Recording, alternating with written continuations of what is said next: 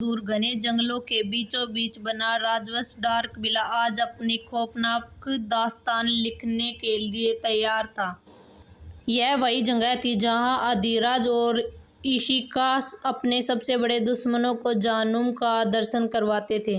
Villa का मंजर। जब गाड़ियां वहां रुकी तो विला की दीवारों से सुरेश और गीता और रीना की चीखों की आवाज बाहर गूंज रही थी। विला के अंदर का माहौल किसी बूचड़खाने जैसा था, ठंडा और डरावना। तभी मुख्य द्वार खुला और इशिका अंदर आई। उसके चेहरे पर वही ब्लैक मास्क था जो उसे एक बेरहम माफिया क्वीन का लुक दे रहा था। उसके पीछे काले सूट में अधिराज और इशिका और उनके असिस्टेंट के साथ साथ दर्जनों बॉडीगार्ड थे जिनके कोट पर ब्लैक क्वीन का चांदी जैसा चमकता हुआ लोगो लगा हुआ था। मल्होत्रा परिवार जंजीरों में झगड़ा हुआ था, फर्श पर खून और पसीने से लथपथ पड़ा था। इशिका और अधिराज अपनी मखमली कुर्सियों पर बैठ गए। रहम प्लीज रहम करो, सुरेश गिड़गिड़ाया। हमें क्यों लाए हो यहाँ, क्या दुश्मनी है हमसे? इशिका ने बिना कुछ बोले धीरे से अपना मास्क हटाया। अधिराज ने भी अपना चेहरा सामने कर दिया। उन्हें देखते ही सुरेश और रीना की आंखें फटी की फटी रह गई। इशिका, तुम सुरेश अकलाने का, तुम तो 5 साल पहले ही मर गई होगी जब हमने तुम्हें धक्के मारकर घर से निकाला था। राजवंश परिवार की बेटियां मरती नहीं सुरेश, विराट से दोबारा जन्म लेती हैं। इशिका की आवाज में ठंडक और बर्फ थी। मैं राजवंश ग्लोबल की सीईओ हूँ और यह मेरा बड़ा भाई अधिराज राजवंश है। मल्होत्रा परिवार के पैरों से जमीन खिसक गई। गीता चिल्लाई, हमने तुम्हें पाला। इशिका प्लीज हमें जाने दो, हमसे गलती हो गई। पाला नहीं, टॉर्चर किया है, अधिराज ने डरा। यह आवाज पूरे डार्क विला में गूंज गई। इसने इशारा किया और बॉडीगार्ड ने बिजली के झटके और कोनों से उन तीनों का खोल उधेड़ना शुरू कर दिया। रीना का मॉडल वाला चेहरा पहचान में भी नहीं आ रहा था। इशिका उठी और सुरेश के जख्मों पर पैर रखते हुए चिल्लाई, सच बताओ मुझे, बचपन में किसके कहने पर किडनैप किया और किसके कहने पर तुमने मुझे मेरे परिवार से दूर किया? सुरेश दर्द से तड़प उठा। अंत में जब उसकी सहनशक्ति खत्म हो गई तो वह चीख पड़ा, सब बताता हूँ। हमें तुम्हारे ही परिवार के किसी रिश्तेदार ने सुपारी दी।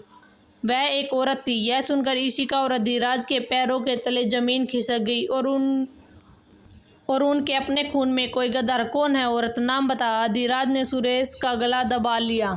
सुरेश आपते हुए बोला, मैंने उसका चेहरा नहीं देखा। उसका पूरा चेहरा और शरीर काले लबादे से ढका हुआ था, लेकिन उसकी आवाज बहुत रौबदार और ठंडी थी। उसने हमें करोड़ों रुपए दिए थे तुम्हें गायब करने के लिए, बस इतना ही जानते हैं। भगवान की कसम सच कह रहे हैं। इशिका के चेहरे पर कोई भाव नहीं आया, लेकिन अंदर एक नया तूफान खड़ा हो गया। एक ऐसी औरत जो उसके अपने घर की थी। सुरेश हाथ जोड़कर बोला, अब तो सच्चाई बता दी, अब हमें छोड़ दो, हम शहर छोड़ देंगे। इशिका ने एक डरावनी मुस्कान दी। मैंने कहा था तुम्हें छोड़ दूंगी और मैं अपना वादा निभाती हूँ। मैं तुम्हें इस दुनिया की हर तकलीफ से छोड़ रही हूँ। अगले ही पल इशिका ने अपनी गन निकाली और बिना पलक झपकाए तीनों को गोलियों से दाग दिया। वे तीनों फर्श पर पड़ी हुई थी। उसने बिना पीछे मुड़े वीर को आदेश दिया कि इनका नामो निशान मिटा दो और अब हमें उस नकाबपोश औरत को ढूंढना है जो हमारे घर में सांप बनकर बैठी हुई है। मल्होत्रा परिवार का नामो निशान मिटाकर इशिका और अधिराज जब राजवंश हवेली लौटे तो उनके चेहरे पर एक अजीब शांति थी। बाहर की दुनिया के लिए वे खूंखार शिकारी थे, लेकिन हवेली की दहलीज पार करते ही वे फिर से संस्कारी बच्चे बन गए।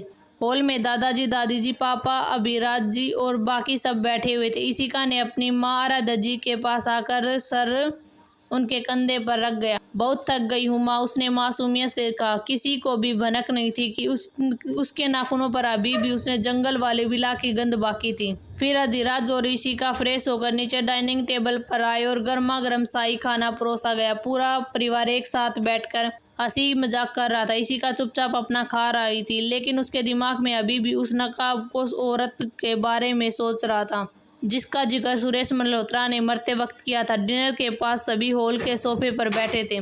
तभी दादाजी ने अपना गला साफ किया और सबका ध्यान अपनी तरफ खींचा। अधिराज, इशिका इधर आओ, दादाजी ने गंभीर आवाज में कहा। एक जरूरी बात करनी। अधिराज और इशिका एक दूसरे को देखने लगे। दादाजी ने आगे कहा, अधिराज अब तुम बड़े हो गए हो और राजवंश की बागडोर संभालने के भी काबिल हो। मैंने और तुम्हारे पापा ने मिलकर तुम्हारी शादी तय कर दी है। लड़की हमारे पुराने बिजनेस पार्टनर और नामी खानदान की है। इतना सुनते ही पूरे हॉल में सन्नाटा छा गया। अधिराज के चेहरे पर कोई भाव नहीं आया, लेकिन इशिका चौंक गई। दादाजी ने आगे कहा, कल सुबह हमें उसके घर जाना है। लड़की का नाम समीरा है, बहुत ही सुलझी और खूबसूरत लड़की है। अधिराज, मुझे उम्मीद है कि तुम राजवंश के इस फैसले का सम्मान करो। अधिराज ने धीरे से सिर झुकाया, जैसा आप कहे दादाजी। इशिका ने अपने भाई की तरफ देखा। वह जानती थी कि अधिराज के दिल में इस वक्त क्या चल रहा है। शादी का मतलब था एक नई सदस्य को घर में आना, और इसका मतलब था कि उसके डार्क सीक्रेट पर खतरा। रात के सन्नाटे में जब पूरी हवेली सो रही थी तो अधिराज अपने स्टडी रूम में फाइलों के बीच गिरा हुआ था। तभी इसी का हाथ में 2 कॉफी मग लिए अंदर आई। उसने देखा कि उसका सख्त भाई आज कुछ उलझन में है। शादी को लेकर कोई दिक्कत तो नहीं? इशिका ने धीरे से पूछा। अधिराज ने एक लंबी सांस ली और कुर्सी से टेक लगा ली। दिक्कत नहीं है इशिका, बस सोच रहा हूँ क्या मैं यह जिम्मेदारी संभाल पाऊंगा। तुम जानती हो मैं कभी किसी लड़की के करीब नहीं रहा, ना ही कभी किसी रिश्ते में पड़ा। मेरा काम, हमारा साम्राज्य और हमारे डार्क सीक्रेट। क्या समीरा इसमें फिट हो पाएगी? इशिका ने मुस्कुराते हुए उसका कंधा थपथपाया। आप बस खुद पर भरोसा रखिए, सब ठीक होगा। भैया, आप इस दुनिया के सबसे सुलझे हुए उन इंसान है जो साम्राज्य संभाल सकता है। इशिका के भरोसे ने अधिराज के दिल का बोझ हल्का कर दिया। वह दोनों सोने चले गई। अगली सुबह पूरा राजवंश परिवार समीरा खन्ना के आलीशान महल में पहुंचा। समीरा खन्ना राजवंश के पुराने और भरोसेमंद बिजनेस पार्टनर्स थे।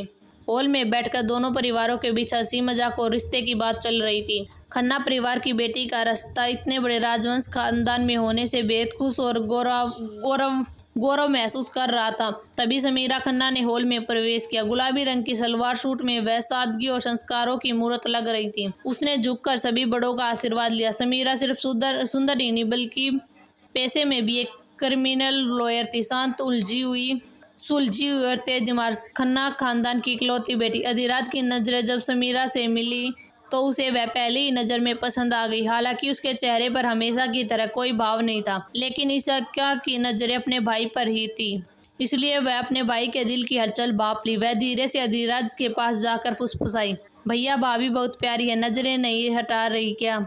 अधिराज ने घूर कर देखा, पर इशिका का छेड़ना जारी रखा। दादी माँ ने माहौल को समझते हुए कहा, बच्चों को आपस में बात कर लेनी चाहिए। अधिराज और समीरा गार्डन की दूसरी तरफ चले गए। वे दोनों एक दूसरे के करियर और विचारों पर खुलकर बात की। समीरा का क्रिमिनल लॉयर होना अधिराज को प्रभावित कर गया। दोनों ने एक दूसरे को अपने मन ही मन पसंद कर लिया। तभी इशिका कबाब में हड्डी बनकर पहुंची और शरारत से बोली, भैया बातें हो गई हो तो नीचे चलो, सब आपका इंतजार कर रहे हैं। अधिराज ने उसे आंखें दिखाई, जिसे देखकर समीरा शर्मा गई। भैया बातें हो गई हो तो नीचे चलो, सब आपका ही इंतजार कर रहे हैं। अधिराज ने उसे आंखें दिखाई, जिसे देखकर समीरा शर्मा गई और अपना दुपट्टा संभालने लगी। जब वह सब हॉल में वापस आए तो पंडित जी ने पंजाब खोलकर मुहूर्त निकाला। शुभ समाचार, इसी महीने की 20 तारीख को सगाई और 28 तारीख को शादी का सबसे उत्तम मुहूर्त निकल रहा है। पूरे हॉल में खुशियां फैल गई, मिठाइयां बांटे जाने लगी। समीरा खन्ना और अभिराज जी एक दूसरे के गले लग गए, एक दूसरे को बधाई देने लगे। इशिका भी बहुत खुश थी। राजवंश हवेली में खन्ना मैंसन से लौटकर बाद खुशियों का माहौल था, लेकिन इशिका के मन में सुरेश मल्होत्रा की वह कही हुई आखिरी बात कांटों की तरह चुभ रही थी। फ्रेश होने के बाद जब वह सब नीचे शादी की तैयारियां कर रहे थे तो इशिका और अधिराज रात को चुपके से स्टडी रूम में चले गए। इशिका ने दरवाजा बंद किया और अंदर आ गई। अधिराज बेचैनी से टहल रहा था। इशिका, वह औरत कौन न हो सकती है? हमारे ही करीबियों में से कोई गद्दार है। इशिका ने शांत स्वर में कहा, भैया मैंने घर की औरतों को महसूस किया, कोई ऐसा नहीं है जो हमारा बुरा चाहे। आप सिर्फ अपनी शादी और खुशियों पर ध्यान दिए, उस गद्दार को ढूंढना मेरा काम है। डिनर के बाद सब अपने अपने कमरों में चले गए। दादाजी और दादी माँ अपने कमरे में बैठे एल्बम को देख रहे। दादाजी के चेहरे पर एक अजीब सी समकस थी। क्या हमें उन्हें बुलाना चाहिए? दादी माँ ने धीमी आवाज में पूछा। दादाजी ने एक गहरी सांस ली उस बात को अब बहुत साल हो गए हैं। वह मेरा सौतेला भाई है। मेरे पिताजी ने उसे गोद लिया था। हमारे पिता की जान बचाने के चक्कर में उसके सगे पिता की मौत हो गई थी, जो पिताजी ने सबसे करीबी दोस्त थे। तब से वह इसी परिवार का हिस्सा रहा। दादी माँ ने दुखी होकर कहा, लेकिन सालों पहले जो हुआ था, दादाजी की आंखें सख्त हो गई। हाँ, उनके बड़े बेटे ने एक 16 साल की मासूम लड़की के साथ गलत किया था। राजवंशों का न्याय हमेशा से मशहूर रहा। मैंने अपने ही भतीजे को बीच चौराहे पर मौत की सजा दी थी। उस दिन के बाद मेरा भाई और उसका परिवार हमें अपना दुश्मन मानकर अलग हो गए। लेकिन अब अधिराज की शादी है। गलती उनके बेटे की थी, उनकी नहीं, तो हमें उन्हें बुला लेना चाहिए। फिर दादा और दादी सो गए। अगली सुबह सब ब्रेकफास्ट के लिए डाइनिंग टेबल पर जमा हुए तो दादाजी ने अपना फैसला सुनाया। सुनो सब, मैंने तय किया कि अधिराज की शादी में मैं अपने भाई विक्रम सिंह और उसके परिवार को बुलाऊंगा। यह सुनते ही पूरे हॉल में सन्नाटा पसर गया। पापा अभिराज और चाचा अमर चौंक गए, लेकिन ईशिका और बाकी यंगस्टर हैरान रह गए। यह विक्रम सिंह कौन है? ईशिका ने अपने माइंड रीडिंग का पावर का इस्तेमाल किया और दादाजी के दिमागों को यादों में झाँक वह खौफनाक मंजर दिखा जब दादाजी ने न्याय के लिए अपने ही भतीजे को सजा दी थी। दादाजी ने बताया कि कैसे उनके पिता ने विक्रम को गोद लिया था और क्यों सालों पहले उनके बीच दूरियां आ गई। उनके बेटे की गलती की सजा पूरे परिवार को देना सही नहीं है। राजवंश परिवार एक है और एक ही रहेगा। ईशिका चुपचाप सुन रही थी, लेकिन उसके मन में खतरे की घंटी बज चुकी थी। वे लोग सालों बाद वापस आ रहे हैं, और वह भी जब हमारे दुश्मन हमें खत्म करना चाहते। क्या यह मैच एक इत्तेफाक है या उस नकाबपोश औरत का कोई नया मोहरा? शाम ढल चुकी थी और राजवंश हवेली की सुनहरी रोशनी दूर से ही किसी महल जैसी प्रतीत हो रही थी। हॉल के बीचों बीच रखे मखमली सोफे पर पूरा परिवार बैठा था। नौकर चांदी की ट्रॉलियों में केसरिया चाय पकवान परोस रहे थे। माहौल में अधिराज की शादी की खुशियां और उत्साह साफ झलक रहा था। तभी दादाजी ने एक चाय का घूंट भरते हुए गहरी सांस ली और सबकी तरफ देखा। अधिराज की शादी में एक और नया नाम जोड़ना होगा। मैं चाहता हूं कि इस शादी में वीरेंद्र राणा और उसका पूरा परिवार भी शामिल हो।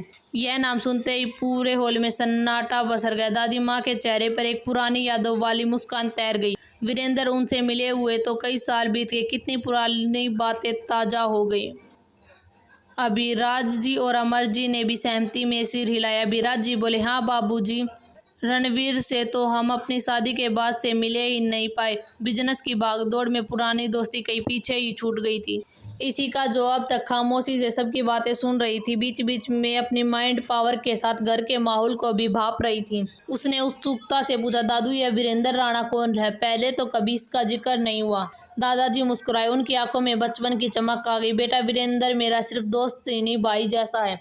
हम दोनों के साथ में घुटनों के बल चलना सीखा, फिर कॉलेज में हमारी दोस्ती और गहरी होगी। दादी माँ ने आगे बताया, हाँ ईशिका, वीरेंद्र की पत्नी गरिमा और मैं भी कॉलेज के पक्के दोस्त थे। हमारे चारों की दोस्ती पूरे शहर में मशहूर थी। फिर हमारी शादियाँ भी, बच्चे हुए। फिर वक्त के साथ फैसले बदल गए, लेकिन दिल के किसी कोने में वे यादें अभी भी वैसी ही हैं। अभिराज जी ने याद करते हुए कहा, बिल्कुल माँ, रणधीर और मैं भी बचपन के दोस्त हैं। हमने साथ में शरारतें की हैं, पर शादी के बाद जिम्मेदारी बढ़ी और मिलना जुलना कम हो गया। अब तो सुना उनका बेटा इवांश राणा राजस्थान का नया हुकुमशाह बन चुका है। इवांश का नाम आते ही माहौल में एक अजीब सी गंभीरता आ गई। अमीर जी ने थोड़ा झुकते हुए कहा, हाँ भाई साहब, मैंने भी सुना इवांश राणा का पूरे राजस्थान में खौफ और सम्मान से लिया जाता। लोग कहते हैं कि वह बहुत क्रूर और सख्त स्वभाव का है। उसके नियम पत्थर की लकीर होते। बिजनेस की दुनिया में उसे द डार्क लॉयन कहा जाता है। दादाजी ने भी अपना फोन निकालते हुए कहा, जो भी हो, वह मेरे दोस्त का पोता है। मैं अभी वीरेंद्र को फोन करता हूँ। दादाजी ने नंबर डायल किया। कुछ रिंग्स के बाद दूसरी तरफ से एक भारी और रौबदार आवाज आई, हुकुम, आज सालों बाद इस पुराने दोस्त की कैसे याद आ गई? दादाजी खिलखिलाकर हंस पड़े। वीरेंद्र, शिकायतें बाद में, पहले खुद सब खबरी सुनो। मेरे बड़े पोते अधिराज की शादी तय हो गई है। सगाई और शादी इसी महीने में है। तुम्हें पूरे परिवार के साथ इवांश और सबको लेकर राजवंश हवेली आना होगा। मैं कोई बहाना नहीं सुनूंगा। उधर से वीरेंद्र जी की आवाज में खुशी साफ झलक रही थी। अरे, यह तो बहुत बड़ी खबर है। जरूर आएंगे भाई, जरूर आएंगे। राजस्थान के हुकुमशाह और हम सब वहाँ मौजूद होंगे। बच्चों की शादी है, रौनक जमेगी। फोन कटने के बाद घर में फिर से चर्चा शुरू होगी, लेकिन इशिका का ध्यान कहीं और था। जैसे इवांश राणा का नाम बार बार लिया जा रहा था। इशिका के सीने में एक अजीब सी हलचल हो रही थी। उसने अपनी छठी इंद्री से कुछ महसूस हो रहा था। उसने अपनी आंखें बंद की और माइंड रीडिंग की पावर को दूर तक फैलाने की कोशिश की। उसे किसी के मन की बातें तो सुनाई नहीं दे रही थी, पर एक बहुत ही पावरफुल और डार्क ऑरा का एहसास हुआ, और इतना शक्तिशाली था कि इशिका की दिव्य शक्ति भी उससे टकराकर वापस लौट आई। इवांस राणा। इशिका ने मन ही मन दोहराया। उसे समझ में नहीं आ रहा था कि वह अनजान शख्स का नाम सुनकर उसे घबराहट क्यों हो रही है। क्या यह कोई नया खतरा था या फिर उसकी जिंदगी में कोई नया मोड़।